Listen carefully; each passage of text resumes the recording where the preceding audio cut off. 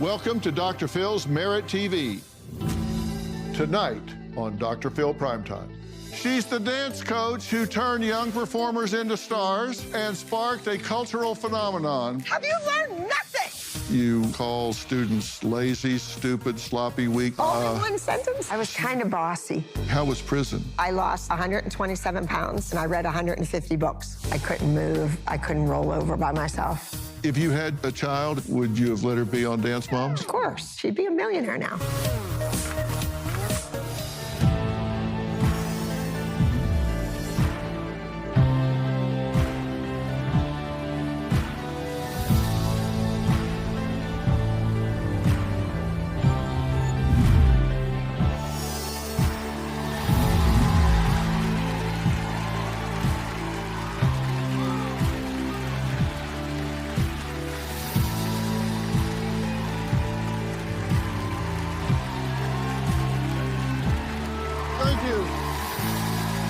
Thank you.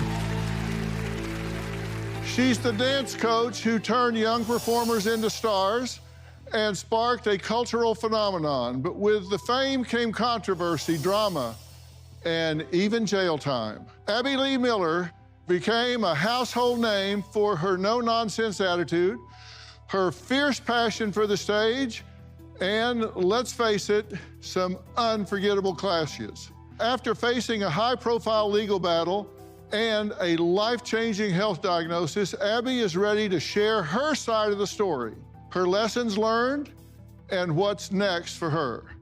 Now, tonight we're going beyond the drama, beyond the headlines, to get to the heart of the woman behind the choreography.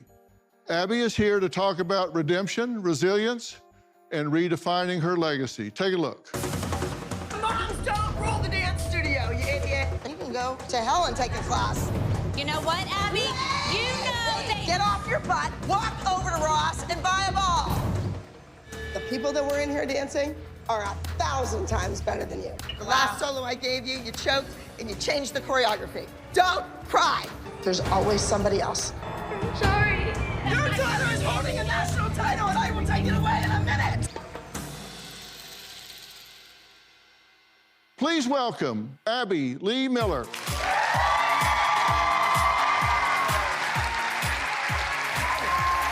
Abby, how are you? I'm great. Nice to meet you. Good to meet you. We'll help you switch over here. Okay. Shall we do this? Thank you. Everybody always asks, when are you going to walk again? Are you going to ever walk again? And I'm like, I'm walking right now. Okay. Thank you for being here. Well, thank you for inviting me. Yeah. First, when we saw you on tape and all, you were up and moving around, and now you're obviously managing a health issue. But we'll talk more about those challenges later and when it started and all of that. Let's take a look at the beginning of your journey. My mom was the most creative person that I've ever known, and she taught children to love to dance. We got a flyer in the mail at the house about a dance competition. And I said, Mom, I want to do this. She thought, you're going to pay money to dance and people are going to watch you and tell you what they think of your work? Like, this is absurd. You should get paid to perform. That's the first time you saw the words dance and competition next to each other. It didn't exist before that. So I said, no, Mom, I don't want to do a solo and dance in the show. I want to choreograph a routine. That was my passion, my dream. So I took 3 of my girlfriends and I taught them a trio. I got the costumes, I rhinestoned them, I picked the music. I had to edit the music on reel-to-reel tape with a razor blade, and you cut it and splice it together. And they won. And I had that little 14-inch plastic trophy in my hand, and it was like suddenly I knew what I was put on this earth to do. The combination of my dad's toughness, his grit, and my mom's creativity made me into this dance teacher that is hard on kids. So you didn't start dancing, you started teaching dancing really young. 3 of your friends, how'd you talk them into it? I just told them they were doing it. I was kind of bossy. And when I first started my competition team, I was telling adults, You know, I was 14, 15, 16 years old, and I'm telling people that were school teachers and principals and people that own their own businesses, this is where you're going on vacation. This is what you're gonna wear Monday night. This is what you're wearing Tuesday night. And they did it. I guess I was believable. And it worked, obviously. They won, you went on teaching, and then you wound up doing Dance Moms. And this was really controversial. It was interesting. You said they didn't cast it for the dancers, they cast it for the moms. Yes, when they originally bought the show, a friend of mine created the show. Well, I created the show, but okay. So he gets credit for it. And they created the show, and 11 networks were interested, which is unheard of now. 11 networks. Lifetime bought it and immediately changed it into a housewives show that was centered around a dance studio. So it was to be 80% the moms, 10% the kids, and 10% the dancing, and 0% me. I was not on the show. They were just using my studio for free. Okay, so in the beginning, you weren't part of it. No, they just liked my building, and I was friends with the guy that created it, so. Okay, so how did it get to become more about you? I'm looking over his shoulder thinking, she owes me money, and she owes me money, and she owes me money, and she owes me money. All of these moms? Yes. Yeah, okay, well, we'll get back to that. All right, coming up, why Abby says her aggressive approach as a dance coach was a must. And the way this was cast, I'm kind of understanding that. We'll get back to that right after the break. Yes.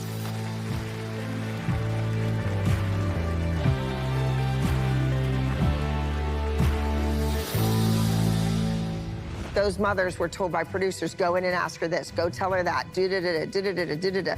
And then I blew up. I mean, somebody walks into my room in front of children, my students, and uses the F word, I'm coming at you, big time.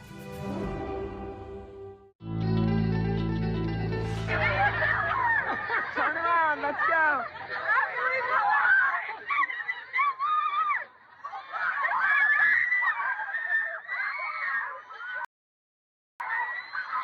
How did it evolve from just using your building to you being front and center? I was choreographing these routines week after week. All my senior company kids, these amazing dancers, brilliant, trained, they're in another room, smashed in there. I'm in the big room with like 5 little kids. I brought some other kids in the room to go in front of the cameras that you wouldn't see them, or like behind scenes. And they would learn the choreography too, because I'm doing all this work for free. And I thought, something has to happen here, so I'll get the other kids in there, they'll learn it, we'll do it in the recital. I told one kid to go out and come back looking like a dancer. She had her hair down, big sloppy t-shirt on, and socks. Dangerous. So within 5 minutes after the kid walking out of the room, the mother comes in, slams the door open, screaming, yelling at me. Frightened, so I kind of dashed out of the room, and she chased me around and around and around. So I dialed 911 and said, Officer Broadway, what's your emergency? It's crazy. How did this happen? But it was like fate, and the heavens parted and the angels sang, and I said, there's a psycho woman. She's chasing me around my building. She's scaring the children. And they said, does she have any mouth? So when that footage got back to the network, they said, who is this woman? From then on, I was on the show. What are the chances of getting a 911 operator named Officer Broadway? Well, that's insane. And I looked to the corner, and the producer was there, and I looked at him and I thought, no. Intercept a 911 call, there's no way. It was Officer Broadway, and a couple of years later, he brought his daughter to my studio. Yeah, well, there you go. Yeah. Dance Moms gained millions and millions of fans over its 8 seasons. Some of them don't know that their guilty pleasure all started with a really chance encounter. I was in Las Vegas, Nevada, attending a big national convention, and I bumped into a guy that I had known forever. He was a Mr. Dance of America. I said, come with me, their solos are on today. So we come into the back of the ballroom, and there's Maddie doing her little solo, and she's a cute little tap dance. And then Nia comes on and does hers. He said, Abby, these kids are adorable. They should be on television. And I said, yeah, let me introduce you to their mothers. So I took them outside the ballroom, and there they are, drunk, broke, and bitching about everything. The restaurant, at the hotel, the competition starts too early, it ends too late. I said, let's go. We get in the car, and he said, Abby, I have an idea, and it's gonna be really good. That was it. At that moment, he started to work on a format for Dance Moms. Okay, so the show really was a train wreck show. It wasn't about dancing, it was about the moms being hard to manage to start with. Yes, it was not a kid's show. Yeah. I kind of made it a kid's show. Yeah. And how did it evolve? Because you developed these dancers out of kids that weren't initially the cream of the crop dancers. Correct. And that's like an issue that people don't realize. When they came to find that's a big class. That's a big class. Yeah, that's in my studio. That's also what my classes look like, not 5 kids or 7 kids. Yeah. So when they flew in to find a cast, 30 families interviewed. 27 were my students. 2 were friends of mine who had little boys that I thought were hilarious that would make great TV. And then the 30th one was Kathy, who becomes my arch nemesis rival throughout the course of the show. But those 27 kids, there was a lot of talent in that pool, but they were the moms that were sweet and nice and paid their bills on time. And they didn't make good TV. So they picked the children, they picked the moms, and the kids were cute. They're beautiful children. They sat in a chair and they were interviewed like this. They didn't dance. Nobody said a 5, 6, 7, 8 dance. They never saw the kids dance. Nope. But it was called Dance Mom. They saw the kids dance on videotape that the moms sent in. Okay, so that's different. But it wasn't called Dance Kids, it was called Dance Moms. Right. So it was about the moms. It was definitely about the moms. And we all know what a stage mom is. And so they cast difficult people. Correct. So this whole thing was set up to be conflict television. Yes, and the real scope of the dance studio, mothers don't walk into my room and open the door and ask questions or tell me things. They don't do that. Nobody wants to come through that door. Well, my secretary didn't even want to come in to give me a message, because when you open the door to a dance studio, every eye goes vroom to the door. You break focus of what's happening. But those mothers were told by producers, go in and ask her this, go tell her that, do-da-da-da, do-da-da-da, do-da-da. And then I blow up. I mean, somebody walks into my room in front of children, my students, and uses the F word, I'm coming at you, big time. All right, now coming up, how Abby went from spending days on the dance floors to cement walls. We're going to talk about her time in federal prison when we come back.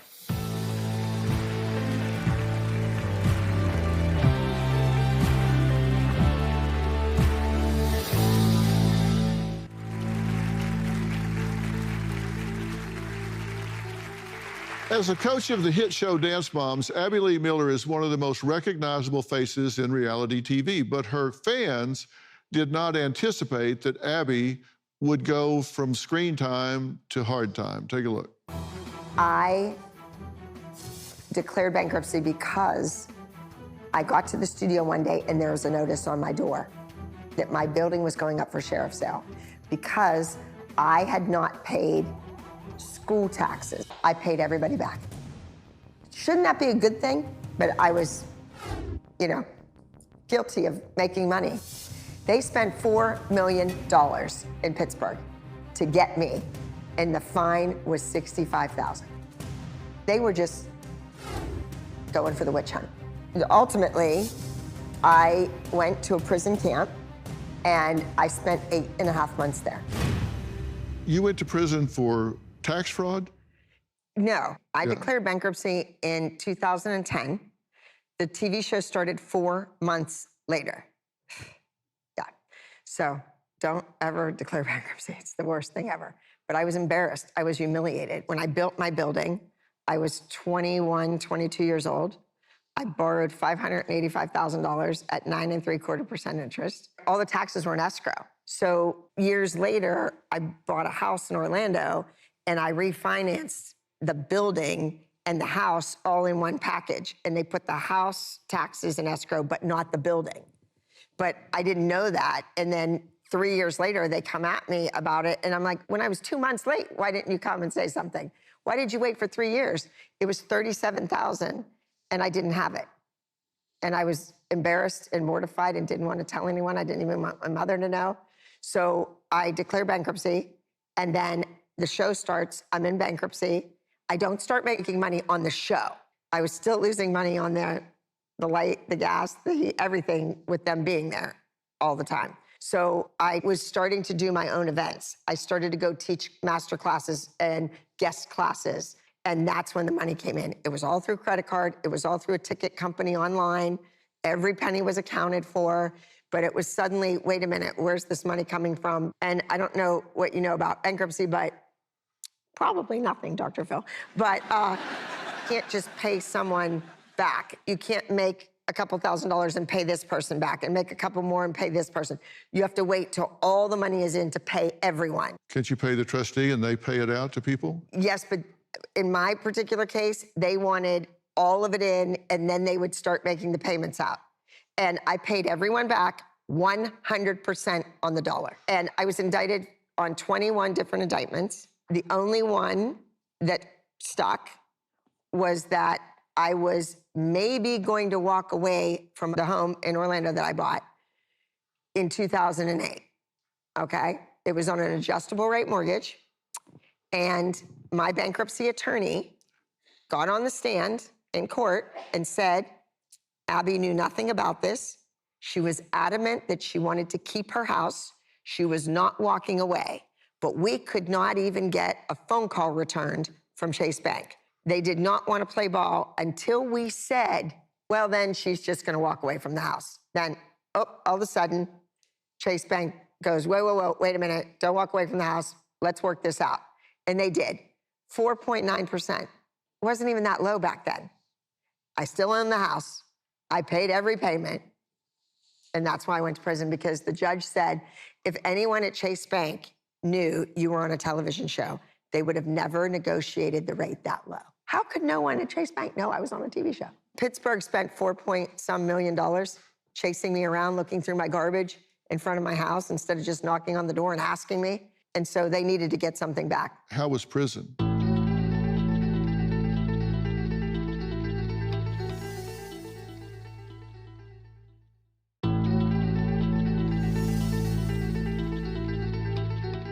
How was prison? I went to a federal prison camp in California. It was like your mom and dad dropped you off at the wrong Girl Scout camp. Like, not the one with the horseback riding in the swimming pool, but the other one, the cheap one. That's what it was like. I lost 127 pounds and I read 150 books.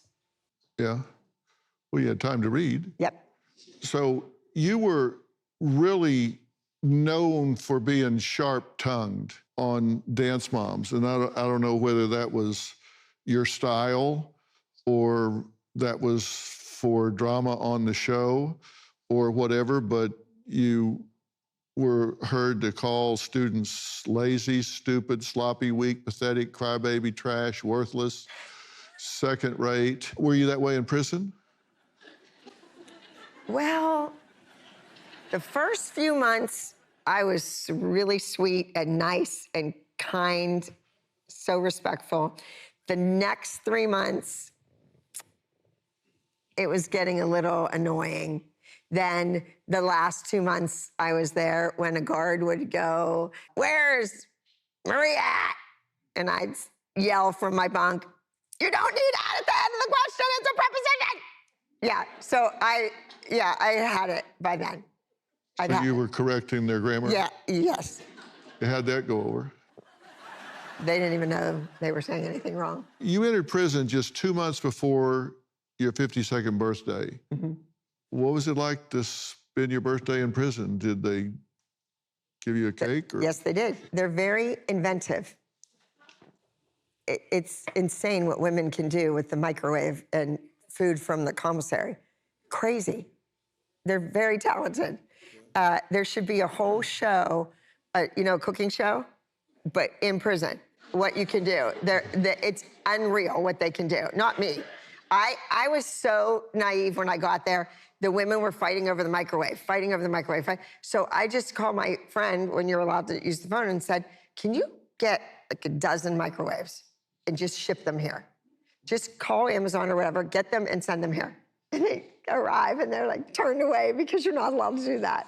I was trying to be helpful, and I thought that's why they were fighting, was that. I had a birthday party. I was in like the cool crowd, and thank goodness. And we played bocce every Saturday night, and they made hors d'oeuvres with whatever they could muster up. It was wonderful. Coming up, how Abby survived the biggest fight of her life. We'll talk about that next.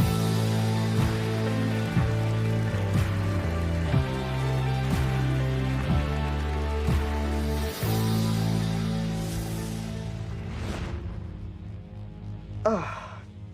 All right, I'm gonna check my catheter bag. So, get that out. We're all good. So the whole bathrooming, showering, all that stuff is scary and difficult.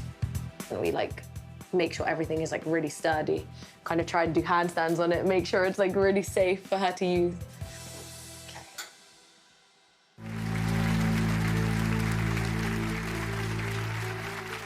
13 years after Dance Moms made its debut, fans of the show are taking a tougher look at the impact of the reality series and taking a harder stance against Abby herself.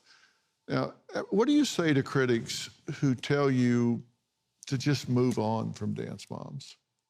Well, dance is my life. It's what I do. I still teach, I still choreograph, I still train students to become professional working dancers. You trained women in prison. I did. You taught them how to dance. I did a Christmas number for them for the big visiting day, for Christmas, for the holidays, for their families to come. How'd they do? They did great, and their kids were ecstatic. They were thrilled. Yeah? Yes. So that's just what you do. You teach dance. Yes. Yeah. It's in my blood. And they've relaunched Dance Moms, right? They tried. It doesn't do as well as my reruns. Yeah, I think they made some mistakes. After a hiatus, the show came back for a final season, and they spotlighted your return from prison. Yes. When they did that, as well as this unexpected health diagnosis that you've dealt with. So let's take a look at that. I had a pain in my back. It was so horrific. I had to flap my arms like a bird. They said it was Burkitt lymphoma. The cancer was choking my spinal cord. The damage was done. So paralyzed from here to there. And then I went through 10 rounds of very invasive chemotherapy. You're in a complete remission. There's no sign of any lymphoma at all in that scan. I had to learn to sit up, to bathe, to walk. I was walking 280 steps with a walker, doing great, and then I shattered my leg. So there's scars like all over this leg from down here. They wrap around, they're on the side, and then the knee. So it's been crazy. And I'm just afraid now. And once you have an injury where you shatter your leg, and then you have literally 3 months not weight bearing, it's rough. All right, do you wanna just, honey, do you wanna put some weight right here? Yeah.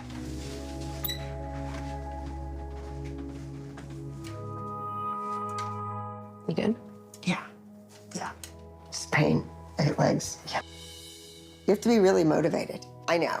If I had a coach like me, if I had me to coach myself, I would be walking every day. You've told us how you had to fight to even get the diagnosis done. I had Burkitt lymphoma, and it's a very rare form of cancer found in little boys in Africa under the age of 10, and it's fatal. It lasts about 8 weeks. So they've determined I was at about 5.5 weeks, and I went to 6 different doctors, 5 doctors and a dentist within 10 days. And I got, go home and take it easy, honey, you'll be fine. Oh, she wants drugs. Oh, she's an actress. Oh, Go home. You'll be fine. They all were wrong and waited too long. And now you're retraining your body. Right. What is the reasonable goal? Will you be able to get back to 100% functionality? I don't know if I'm ever going to run through the airport to catch a flight. I don't think so. But will it be easier to transfer? Yes.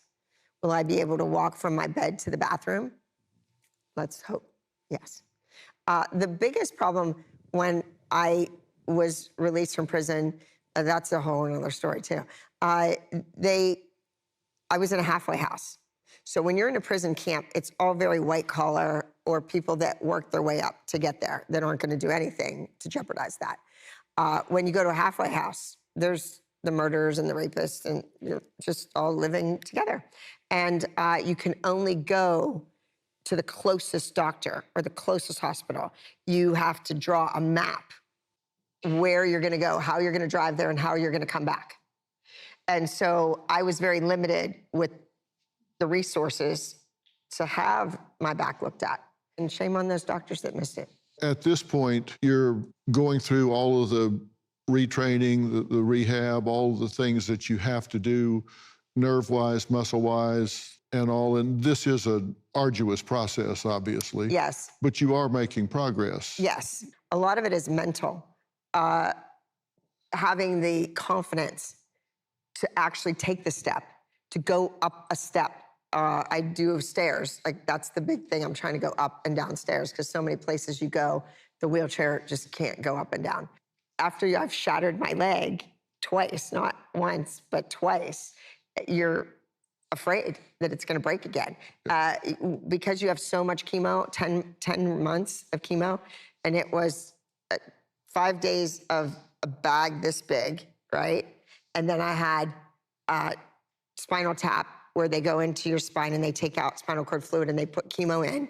Then on the 7th day, I had a lumbar injection where it goes up your spinal cord and around your brain 10 times. And in between those 7 days, for 23 days, I would go to the rehab, the physical rehab place. So it was just a very long, painful process. And your bones are brittle, and they don't tell you that till you shatter your leg. Oh, it's from all the chemo. You have bad bones. Well, why didn't you start the osteoporosis stuff right after the last chemo round? Why do you wait till you break the leg? But you've taken a few steps even this week, right? I was 280 steps without stopping or resting before I shattered my leg. And now I'm back up to 75. All right. So yeah, you're moving. All right. Coming up, what led to Abby being canceled? Her controversial behavior, legal problems, something deeper? We're going to talk about that and hear what she has to say next.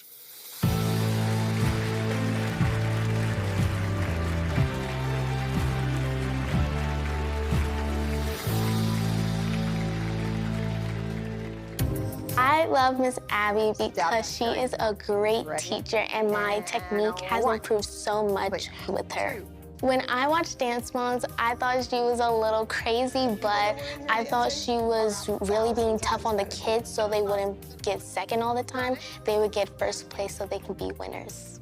I was like, I want to meet Abby Lee Miller so I can be that first place winner all the time. And lunge again, this time hands on your knee. I've learned to be kind, but also be tough. Because when you're tough, you get to push people to be their best. And roll, step, passe.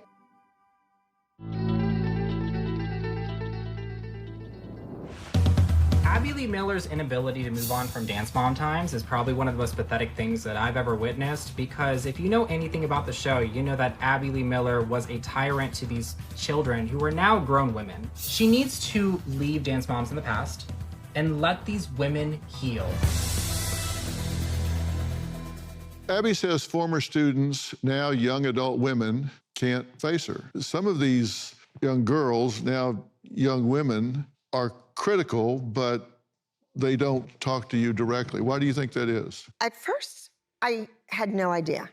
They thought that I was on production side against them, but that was not the case. I was fighting for them. I quit my job and said, I'm done. I quit. Get your stuff, get out of my studio, because they wouldn't let Maddie fly to LA to do the Sia video. I quit. They wanted to do something that I thought was completely inappropriate with Nia. I quit. Walked out. So there were things that they tried to do, and I fought against production for the students. I was always trying to get better costumes, better music, money for licensing real music, things like that. And so I don't really know. Then other situations, I did some music deals for the kids. One little girl, I produced a #1 song, went to #1 in 3 countries. Produced the video, everything. I haven't gotten one dime. She owes me a lot of money. Of course she doesn't want to face me. One of your dancers, Paige, says, she, Abby, is actually out to get me. I was having panic attacks with just being in the room with her, and it just got very difficult mentally. Looking at us now, we all made it out. We're all successful, well-rounded people. It's going to be okay. So in looking back, some of them were kind of philosophical about it. This little girl is a little girl. She was absolutely stunning, beautiful little girl. I loved this child. I went to her communion parties and this and that and everything. She could not learn a routine in 2 days. We had about 2 hours one day and 3 hours the next day. It took that little girl August, September, October, November, December to learn her solo in the normal dancing school year. It took her 5 months to learn a 2.5-minute routine, and sometimes she still forgot it. So for the pressure that her mother put her under, and subsequently I had to put her under, to get her to learn a routine every single week for years was too much for her. Okay. Now, Kendall said, it was tough love. I probably cried every episode. I didn't like seeing my mom fighting with my dance teacher. I didn't like when my dance teacher called me old and washed up when I was 8 Look at years her. old. Look at that gorgeous girl that has $1 million in the bank, who's flourishing, who's going to be an attorney. She can handle anything. She handled me. Jill, Kendall's mom, says it never ends good with Abby. It just never ends good with Abby. Oh, it started pretty good. She made a lot of money. Why does she say it never ends good with Abby? I don't know why she said that. I have no idea. I just remember her walking into the studio, me taking her by the arm, sticking her in the interview chair, and telling the producer, interview this woman. She's attractive. She's going to look great on camera. She'd be good on the show. I did that for her. Well, many of Abby's former students have shut her out of their lives, but of all the Dance Mom cast members, JoJo is arguably the biggest star and one of her closest friends. My relationship with JoJo is great. We are really close. JoJo! Have you learned nothing? Everyone sees me screaming at these little kids and they don't know what happened. I was really good at interrupting, still am. She would interrupt 2 adults speaking, and I used to tell her about it all the time. I snapped. And in my concerts, I say, no one can tell me anything, because one day this girl looked at me and she said, JoJo, have you? And then everybody in the audience says, learned nothing, and they scream it back at me. It's amazing. She is grateful for what I did for her. Mwah, how are you, sweetie? I love you. I'm good, I love you, I appreciate you always. And I'm very proud of her.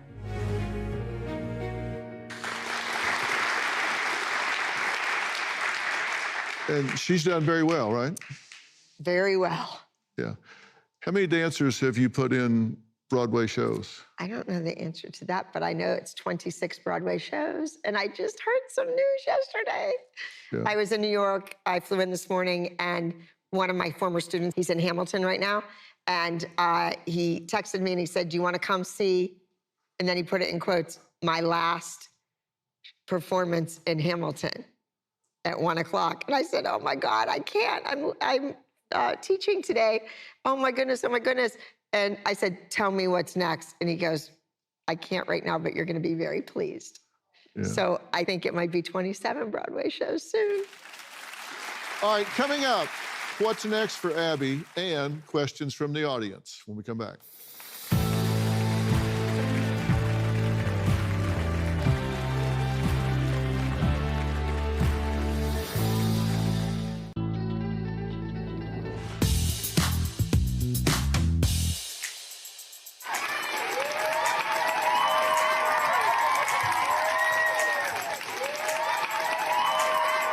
I'm embraced by the Broadway community. I get invited to premieres, opening nights. You know, I've had kids in 26 Broadway shows. Let's go outside. We're right here. We're right here on Broadway.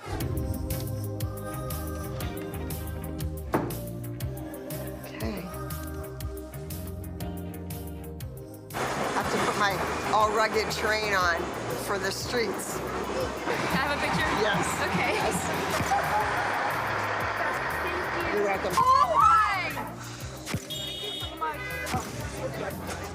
Can we get a picture? Please get a photo with you. I love you so much. How are you?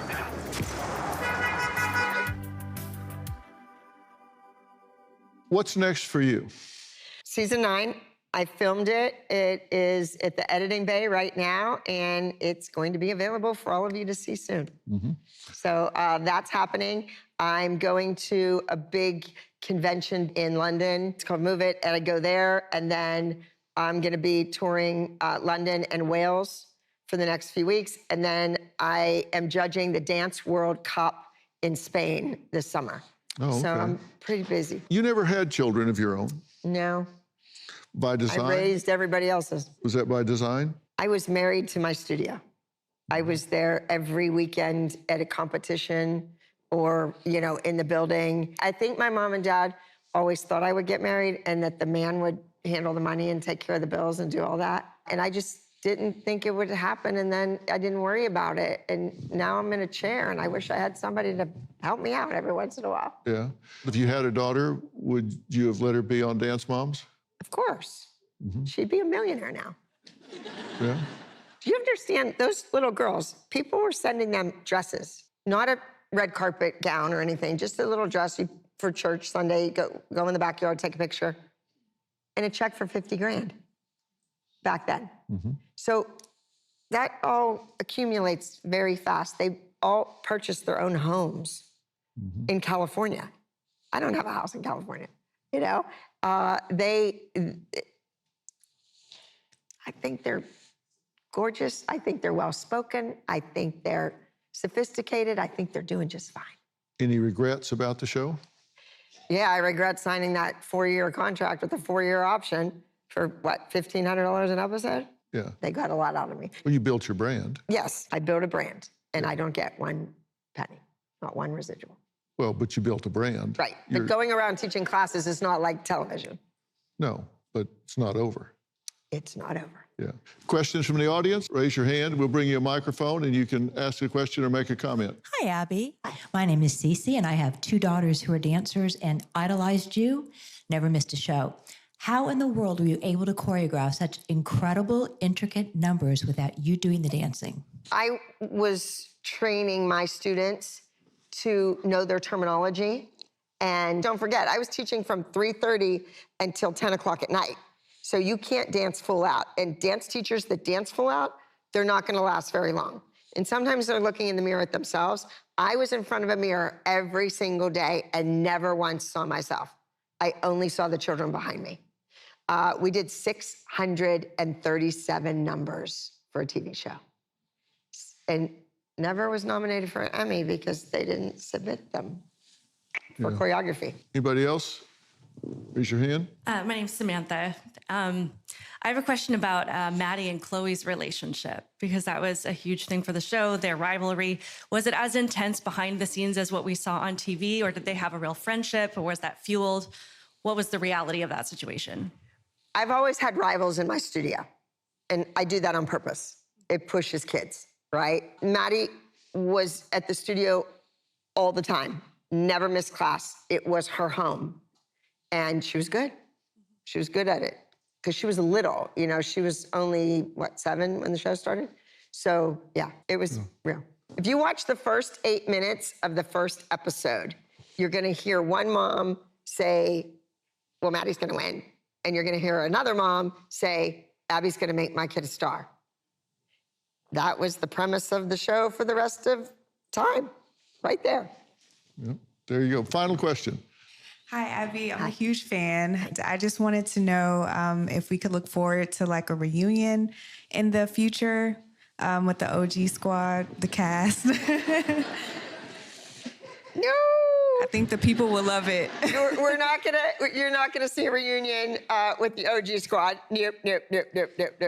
But you can go on my YouTube channel and watch the clapback of the reunion that they did called the Abby Lee Union. Gotcha. So that's Thank a hard you. no on a reunion. Yeah, hard no.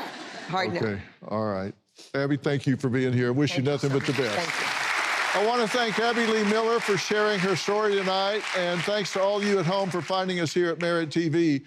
Tell all your friends that it's so easy to find us. Just download our Merit app by going to Apple App Store or Google Play, and don't forget to check out all the new Dr. Phil podcasts where you get daily access to Dr. Phil Primetime Monday through Friday, along with weekly episodes where I deliver unfiltered, powerful insights and practical tools, if I do say so myself, and help you navigate today's complex world. You can download, subscribe, follow, and listen to the Dr. Phil podcast for free on Apple Podcast, YouTube, or on your favorite podcast app or device.